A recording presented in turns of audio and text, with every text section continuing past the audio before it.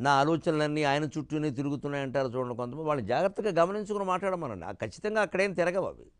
ఎన్నోసార్లు ఆ వ్యక్తికి వ్యతిరేకంగా కూడా ఆలోచించుంటుంది ఆ మనస్సు. చెప్పరు ఆ విషయాన్ని. ఎక్కువసేపు ఆలోచిస్తోంది. అందులో ఎక్కువ అనుకూలం కావచ్చు, ప్రతికూలం కూడా ఉంటుంది. అసలు మనం ఎవరిని ఎక్కువ ఇష్టపడుతున్నామో వాళ్ళని అనుమానిస్తామన్న సహజంగా. అతి స్నేహ ఖలు పాపశంకి కాళిదాసు చెప్పిన మాట. అతి అనుబంధం, అతి చనువు, అతి ప్రేమ ఎక్కడుంటాయో అక్కడ అనుమానం అక్కడ ఉంటుంది. ఎందుకంటే ఈ అనుబంధం కారణంగా తప్పిపోతుందేమో, దొరకరేమో, మన వాళ్ళు కాకుండా పోతారేమో, ఇంకెవరికో లొంగిపోతారేమో, ఈ భయం ఉంటుంది ఇక్కడ. అంచేత నిజమైన ప్రేమ కాదు అది.